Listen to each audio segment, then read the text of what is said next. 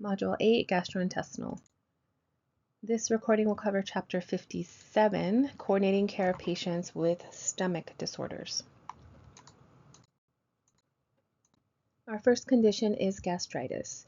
So gastritis is an acute or chronic inflammation of the gastric mucosa. So we're just talking about our stomach right now. So there is a breakdown in the gastric mucosa barrier, which then will allow all of that hydrochloric acid that's in our stomach and our pepsin to, bypass our protective mucosa barrier. So that's going to result in inflammation, edema, and even bleeding and hemorrhage.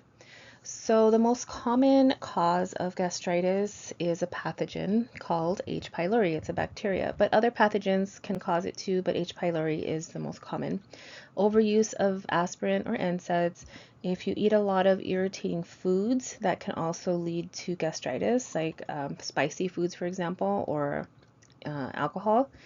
Bile reflux and severe stress can also lead to gastritis.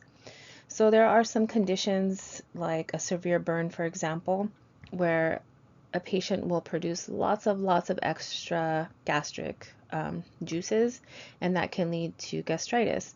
But even a patient, or even us, our natural stress response as humans, we produce more gastric acid. So that's why we prophylactically give patients in the hospital an antacid, because we know this. Okay, moving on. So clinical manifestations of gastritis. Anorexia, which is loss of appetite, nausea, vomiting, epigastric pain, hemorrhage. Usually gastritis is self-limiting, meaning that it runs its course and then it just kind of goes away on its own.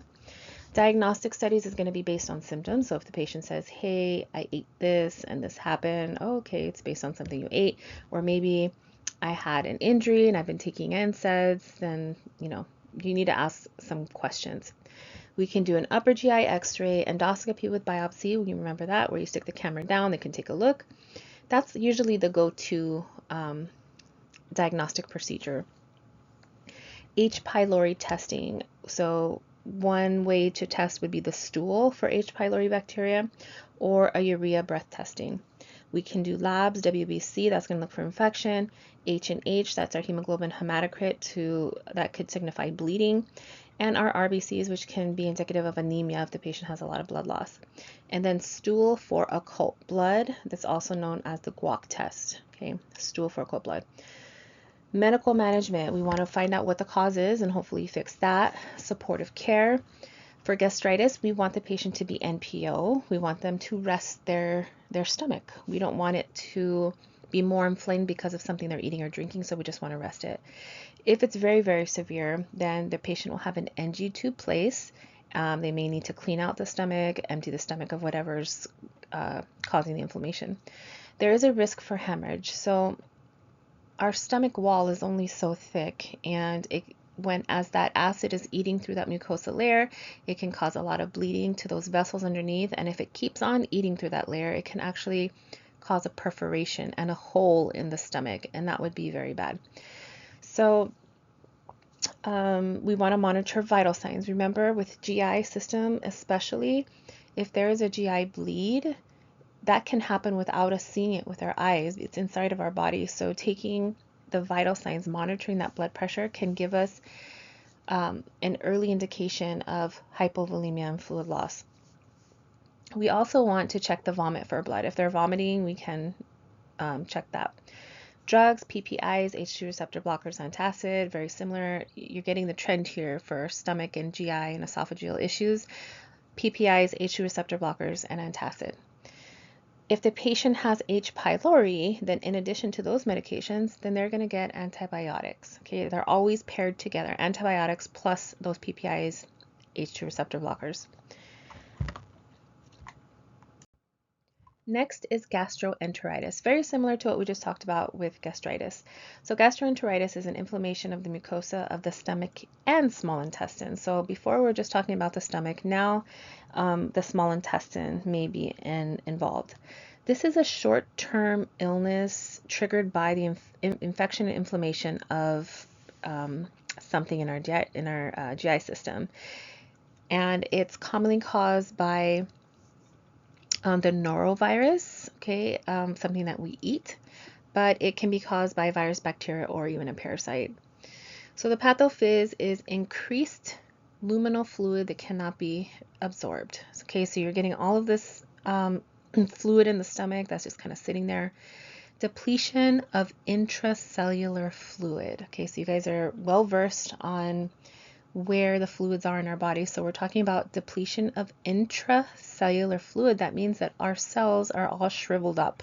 Okay, they're dehydrated, the cells themselves, which of course leads us to dehydration and electrolyte loss. So if you have a patient that has gastroenteritis, you need to be hypervigilant on hypovolemia, dehydration, and all of your assessments that go along with that. So you're checking the mucosa, you're checking for skin turgor, you're checking for in and output, making sure they're hydrated. Okay, checking the labs for electrolytes. Very, very important. Gastroenteritis, and I'm saying it again, that you do your assessments for hypovolemia, because this can lead to that very, very quickly. Okay. So clinical manifestations, they can have diarrhea and nausea and vomiting. They're losing a lot of fluid. Anorexia, abdominal distension, poor skin turgor. Okay, part of your assessment, really important that you're assessing this on gastroenteritis. Hyperactive bowel sounds, decreased blood pressure, that's not good. Dry mucous membranes, again, very important. They're going to lose a lot of fluid. We need to be aware of that. Diagnostics, stool culture. If it's a pathogen, we need to find out what it is. We're going to give oral and or IV rehydration. One thing to note, if a patient has confirmed virus, bacteria, or parasite, we do not give antidiarrheals. Okay, if the infection is present, or if there's blood in the stool. So if you have in the GI tract some kind of pathogen, we want it to come out. We want to treat it and we want it to get it out of the body. So if you're giving medications, an antidiarrheal medication like loperamide, then it's going to keep everything in the body. So even though the diarrhea is contributing to the dehydration and loss of fluids and electrolytes, we still want to get that out of the body if the patient has an infection with a pathogen, because we want to get it out. Again, do not give antidiarrheals like loperamide if infection is present or there's blood in the stool. All right, so teaching. We want to teach not only the patient, but whoever the patient lives with. We want to identify what caused it, and if it was foodborne, we want to change the diet, especially if the patient still has actively, because these patients may not be in the hospital, but you may encounter them in the ER, in a clinic, in the doctor's office. So they should definitely stay hydrated and eat a bland diet until this subsides. Preventative measures, so washing your hands, making sure you have appropriate and safe food handling so you don't get salmonella or something like that, and preventative measures in general. Okay, moving on to peptic ulcer disease, or PUD. So this is erosion of the GI mucosa from hydrochloric acid and pepsin. So those are the two acids in our stomach that help to break down the food we eat. So the susceptible areas of our GI tract is the lower esophagus, that's here pictured, in our stomach itself, in our duodenum, and post-op gastrojejunal anastomosis. So if you had removed the duodenum and then connected the jejunum to the stomach, where that connects together as an anastomosis, that has a potential to develop ulcers.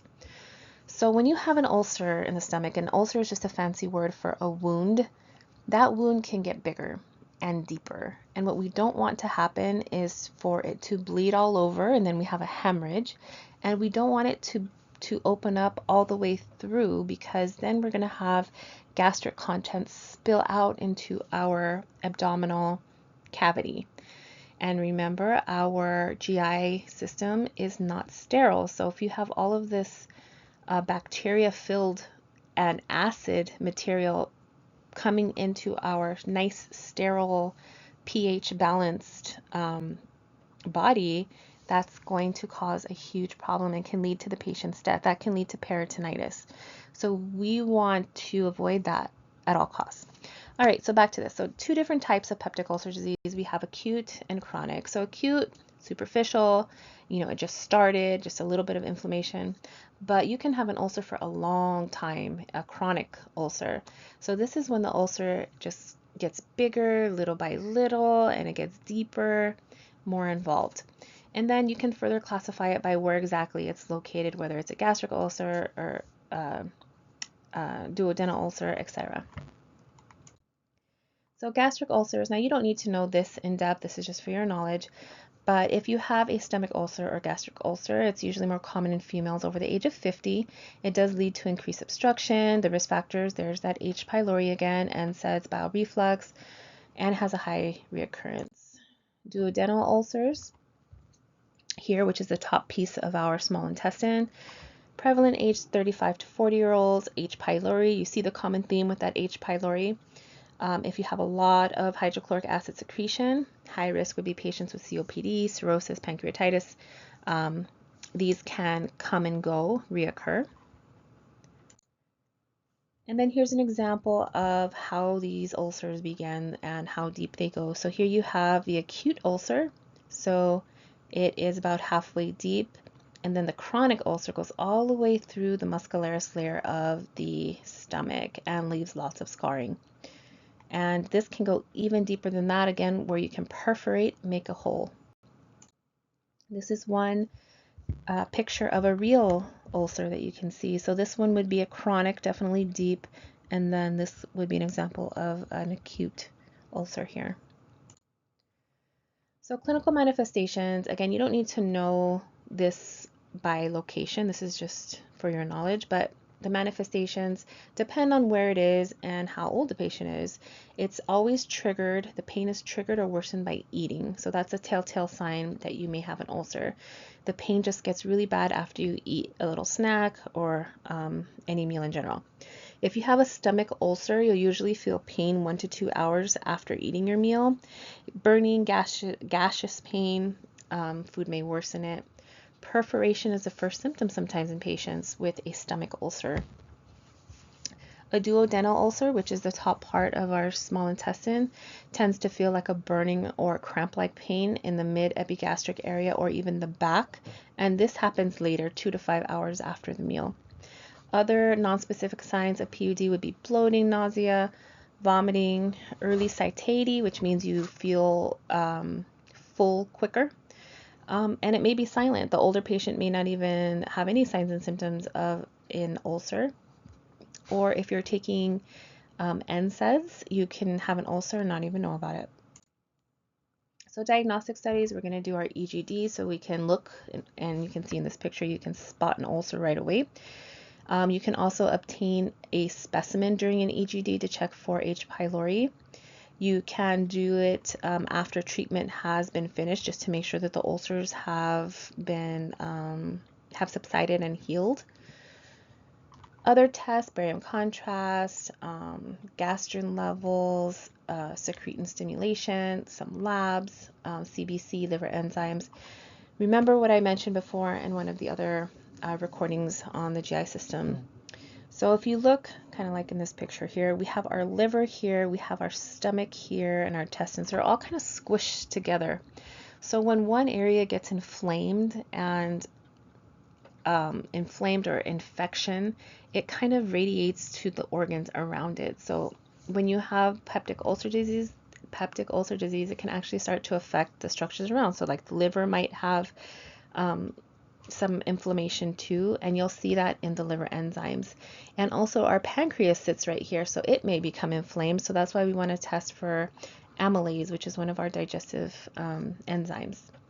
And then stool, we want to check for blood. So management, the whole goal of peptic ulcer disease is to decrease the acid in the stomach, because the acid is what's keep on eating and making those ulcers worse. So we want to decrease the acid, and we want to enhance our own body's mucosal defense mechanisms. So conservative care. Not every patient needs to take medication, not every patient needs surgery, so it really just depends on the patient. We want adequate rest, because we know that when we are stressed and we don't give our body time to heal, it can make us sick. So this is definitely the case with PUD. No smoking, smoking is bad. No alcohol, that is an irritant. Stress management. When we get stressed out, our stomach produces more acid. Dietary modifications, pain management, so no NSAIDs, obviously, because we know that can lead to gastric bleeding.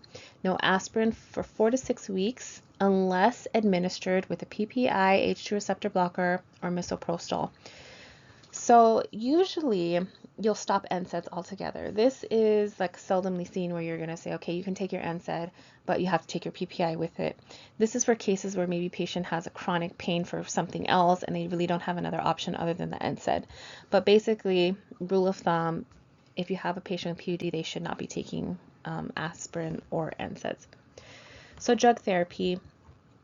It's good for you to remember what the medications are actually doing. So the PPI is actually reducing the gastric acid secretion in the stomach. And if we want to get rid of H. pylori, we're going to take combination of antibiotics and PPI together, always together. You see the picture here? They love each other. Patient education. Adherence is important, especially if they have H. pylori. They need to finish the medications as prescribed. We want to talk about what makes things worse, so they should, again, stay away from smoking, alcohol, spicy foods, things that can irritate the lining of the stomach, and they need to report if it's not getting better, because ulcers can be hard to treat sometimes. So even if they're doing everything right, they take the medications, they do the lifestyle changes, sometimes the ulcers are just not going to heal, and then they need something else. Maybe they do need surgery or some other kind of approach. So they need to report that. And if they have blood in their sputum or they're vomiting blood or they see blood in their stool, that could be a GI bleed, and we need to know about that. So here is just a little bit more information about medications. So the antibiotic therapy for H. pylori is typically 14 days of penicillin. If you're allergic to penicillin, metronidazole or Flagyl can be used. And then proton pump inhibitors, PPIs, all of the zoles, like for example, omeprazole, saying it twice. These are more effective than those H2 receptor blockers, and they can be used with combination to treat H. pylori, just like the PPIs. So usually they'll start off with a PPI. They may pair it up with an H2 receptor blocker, just depends on the patient. Then we have cytoprotective drug therapy, sulcrafate. This one is also very common that you'll see. This will protect the esophagus, the stomach, and duodenum. So this one works best in low pH. So we should give that before the patient takes an antacid, because if they take an antacid, it's getting rid of the acid. But this sulcrafate needs acid. That's the way it works best. So you want to separate those two medications. Some other medications that work in combination of would be antacid, H2 receptor blockers, which I said, misoprostol, tricyclic antidepressants, and anticholinergics. Again, we start with the basic treatment, and if it doesn't work, unsuccessful, then we start adding on other medications. Nutritional therapy, again, peptic ulcer disease has a lot of modifiable lifestyle behaviors that can really be effective. That's why it's so important that you educate your patient on what makes it worse so that they don't do that. Again, surgical therapies, not that common unless there's major complications like a perforation or a hole, or if the patient has cancer. If the patient just has a ulcer that just doesn't want to heal and keeps bleeding and the patient's becoming anemic, then that might also be an indication for surgery. Complications. So I may seem like a broken record, I keep saying this, but the GI system it's really important to know that it is not sterile, and we can't see it. So we have to pick up on the physical manifestations, our assessment, and know how to recognize these complications. Okay, so the three main things that can happen for peptic ulcer disease are hemorrhage, bleeding, perforation, a hole, and gastric outlet obstruction. Okay, all of these things can lead to major issues, including death. So hemorrhage is going to be the most common, and it usually happens in the duodenum.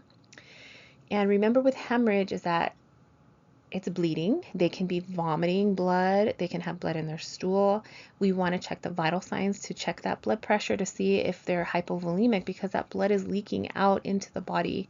Okay, really important. So perforation is going to be the most lethal. So patient can die quickest with perforation. That's when the GI contents spill into the peritoneal cavity. All of that acid spills in there. All of that bacteria spills in there. There's going to be sudden severe abdominal pain. If left untreated, bacterial peritonitis can happen in just 6 hours, 6 to 12 hours, and you can have major problems in there. The immediate focus is to clean all that up, restore blood flow, and close it up. Those patients will definitely have an NG tube for aspiration and gastric decompression. This is going into a little bit more detail than you need to know, so you can kind of read the rest of that on your own. Gastric outlet obstruction, like the picture here. So it's just what the name implies. There's ulcers here that have had scar tissue build up, and it starts narrowing this sphincter, the pyloric sphincter, until nothing goes through. So you're eating food here, you have your gastric juices, there's nowhere for it to go. So there's going to be edema, inflammation, the sphincter can start spasming, and the stomach's going to fill, it's going to dilate. The patient will feel this worse at the end of the day. They can have projectile vomiting, constipation. So these patients will need an NG tube. They're going to be given those PPIs and H2 receptor blockers, pain management, and they're going to need surgery to open up that sphincter. Health promotion, I'm not going to go over all of this because we pretty much covered this already. So anti-ulcer drugs, that whole slide. Tell them to call with any changes. Acute care, they're going to be NPO, NG tube, IV fluids, vital signs, because you're monitoring for shock from blood loss. You're going to monitor those labs and make sure you don't forget about pain, comfort. In acute care, again, hemorrhage, perforation, gastric outlet obstruction, you can kind of read through that, and education. So now we're on to stomach cancer. We know cancer is in the stomach. Etiology, we're not sure why it happens. Sometimes we have patients that have history of H. pylori, maybe they have an autoimmune disease. Repeated exposure to irritants can lead to gastric cancer. So unfortunately, the prognosis when the gastric cancer is usually found, it's already advanced. So this can be a very deadly cancer. It spreads by direct extension to the liver and adjacent tissue. So a lot of times when cancers spread, they go through the bloodstream and then they hitch a ride with our blood and they get dropped off in some other organ. But with stomach cancer, it usually will spread through the lining into the organs that surround the stomach. So manifestations, usually asymptomatic until it's late in the disease, unfortunately. Unexplained weight loss, indigestion, vomiting, vague epigastric pain, feeling full early after eating, anemia, and metastasis. They may develop ascites, lymph node enlargement. Okay, so diagnostic studies is going to include an H&P, good old upper endoscopy, stick the camera in, take a look,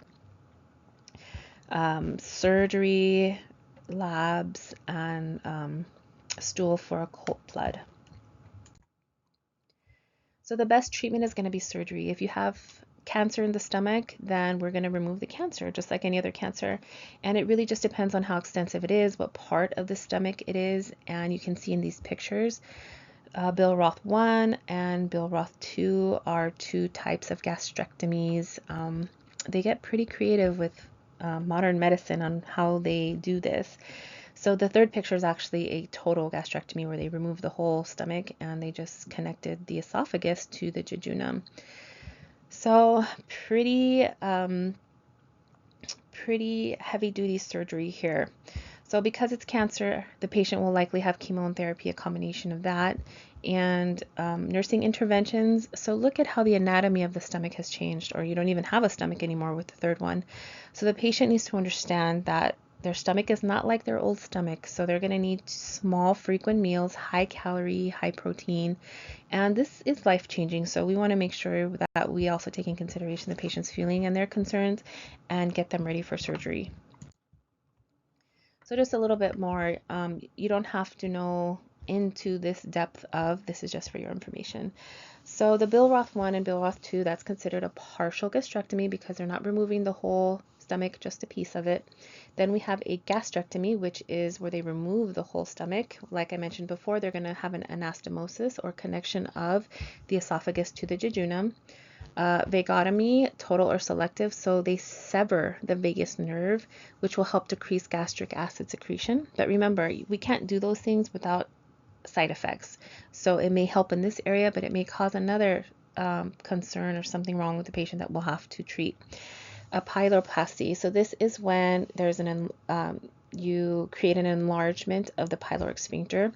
For example, like if they have potential for gastric obstruction there, then they'll make that sphincter bigger. Complications of gastric surgery.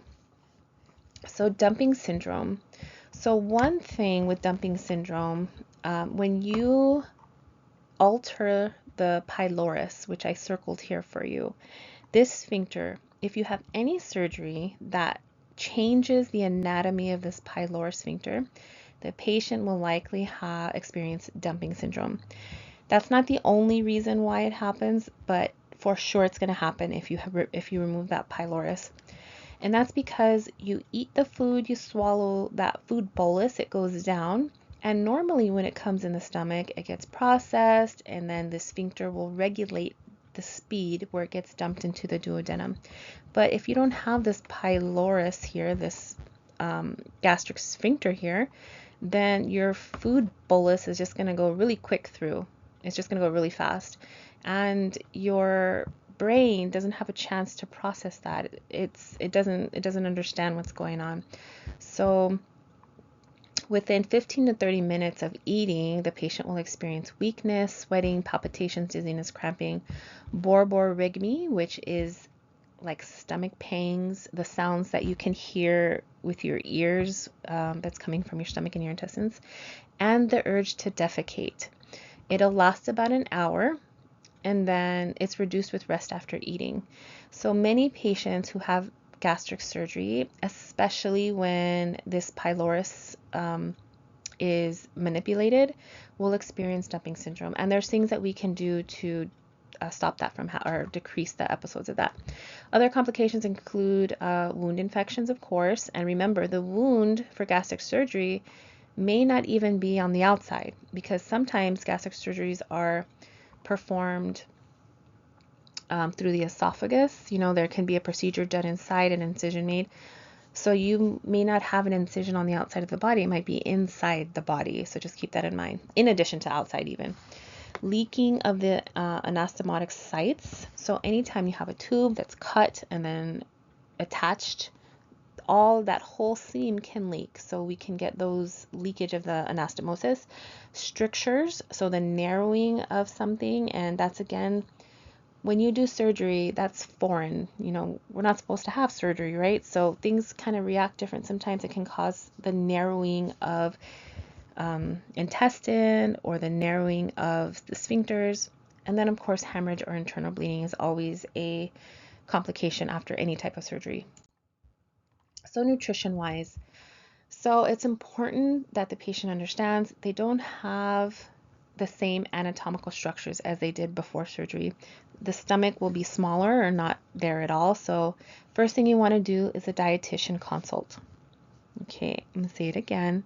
If you have a patient who's had gastric surgery, first thing you do is dietitian consult. The patient may need temporary enteral feedings or parenteral nutrition like a TPN. Wound healing. Another thing you need to remember as the RN, you are cutting out part of the GI system. Whether you're cutting a piece of the stomach or the intestine, you're altering its natural way of processing the food and nutrition that we're taking in.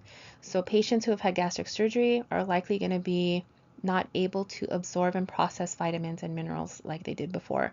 So these patients are going to need supplements.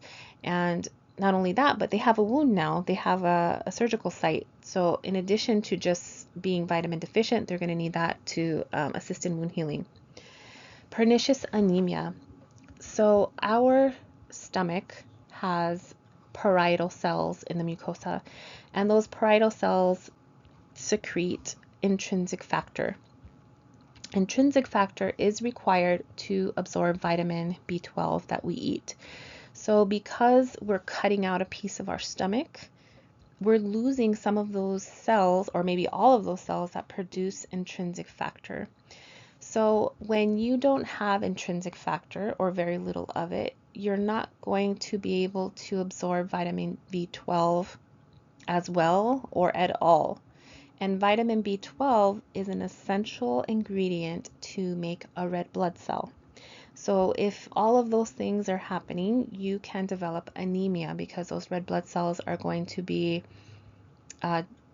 depleted, or they're going to be kind of weird and they're not going to act right. They're missing a very essential component, B12.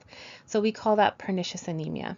So people who've had gastric surgery, definitely if they remove the whole stomach, because then you don't have any intrinsic factor, but even if they've just removed half of it or a third of it, they can develop pernicious anemia. So you just want to keep that in mind, that they're going to need B12 supplement. B12 is also known as cobalamin. So this cobalamin is B12. So in addition to cobalamin, you want vitamins with folate, calcium, vitamin D, and iron. And they'll need to take that for the rest of their life because they can't get back that piece of stomach that was removed. Okay, reduced stomach size, which means they need to reduce their intake. They cannot eat a huge meal because their stomach is very small. Right after surgery, they should eat soft, bland, low fiber, high complex carbs, and high protein, small frequent meals. They should not drink with their meals. They should drink in between meals because that may cause the food to go down too fast. They should avoid simple sugars and extreme food temperatures, avoid hypoglycemia. Okay, so moving on, upper GI bleeding. And this can actually be applied to GI bleeding in general. So types is hematemesis, which is bloody vomit. That's going to be bright red, okay? Bright red blood is coming up. If you're vomiting bright red blood, it's coming up from somewhere close to your mouth. Coffee ground. This means the blood has come into contact with hydrochloric acid in our stomach. It's digested blood.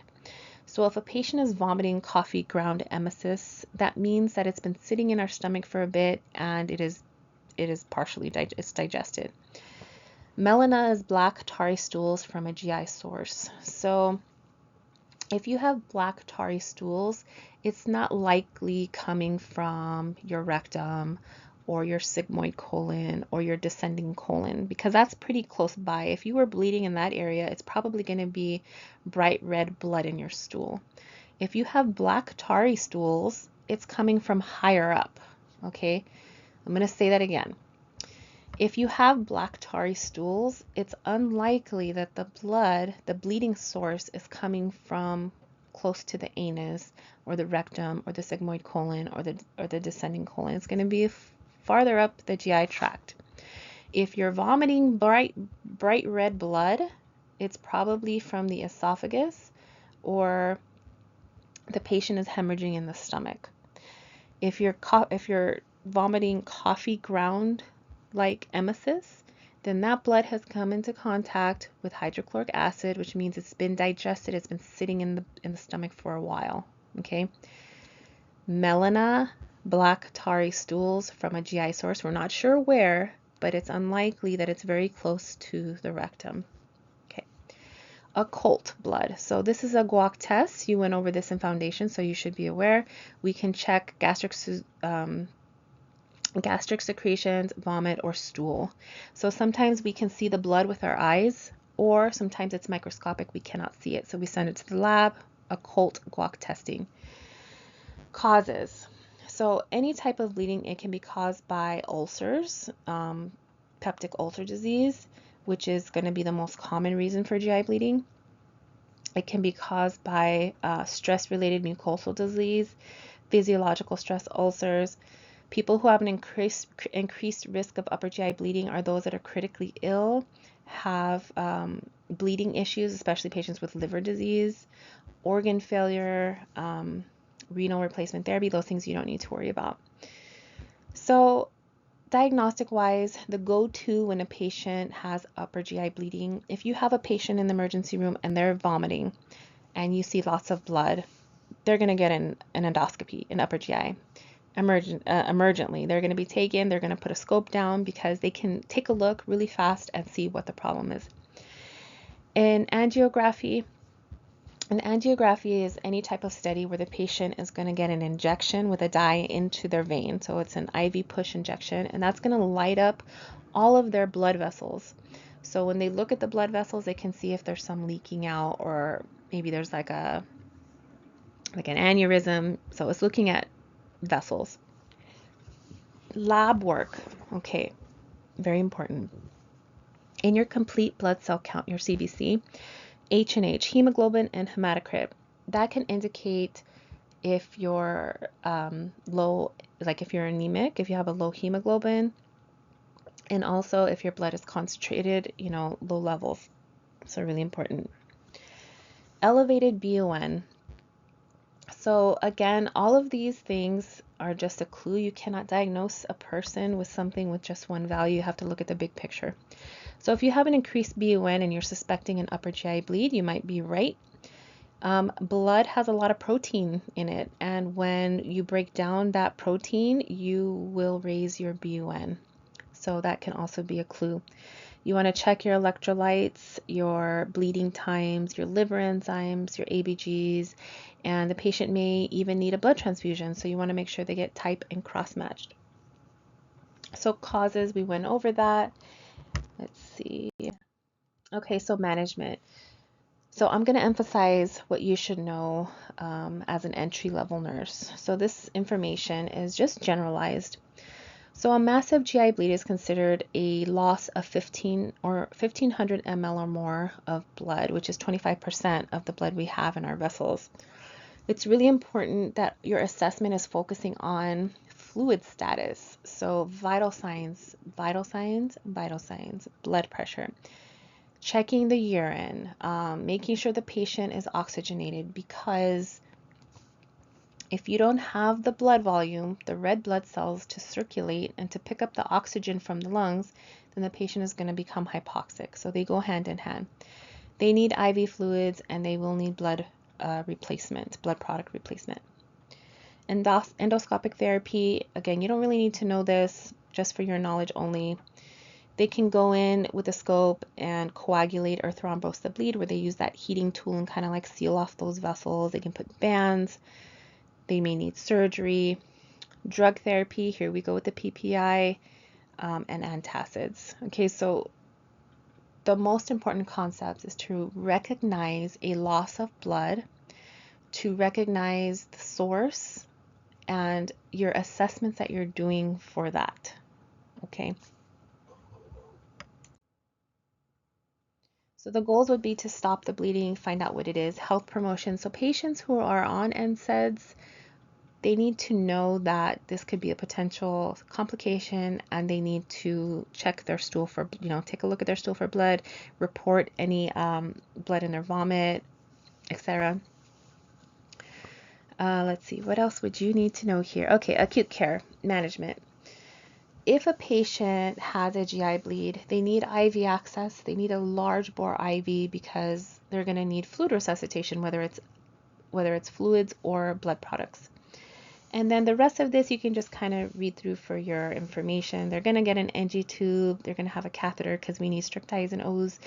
Always a focus assessment on the abdomen and bowel sounds.